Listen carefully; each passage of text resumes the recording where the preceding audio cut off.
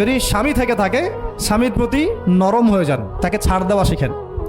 সবচেয়ে বড় কথা, তাকে মহব্বত করা তো অবশ্যই জরুরি, মহব্বতের চাইতেও বেশি জরুরি স্বামীকে বিশ্বাস করা এবং তাকে সম্মান করা।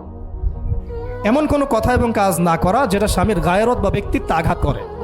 ভালোবাসা অনেক গুরুত্বপূর্ণ বিষয়, ঠিক আছে, কিন্তু ভালোবাসা শুধুমাত্র একমাত্র গুরুত্বপূর্ণ বিষয় নয়।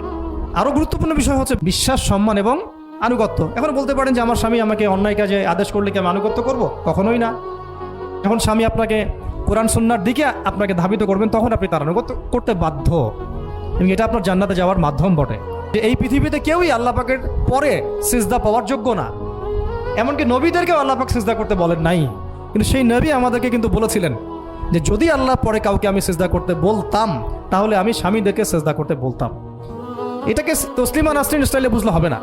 ওরা এটাকে এইভাবে নিবে যে ইসলাম মেয়েদেরকে দাসত্বের শৃঙ্খলা আবদ্ধ করতে চাচ্ছে, হ্যাঁ, আত্মস্বাধীনতা দিবে না ইত্যাদি। আমরা দেখব পরকালে আমি জান্নাতে যেতে পারছি কিনা।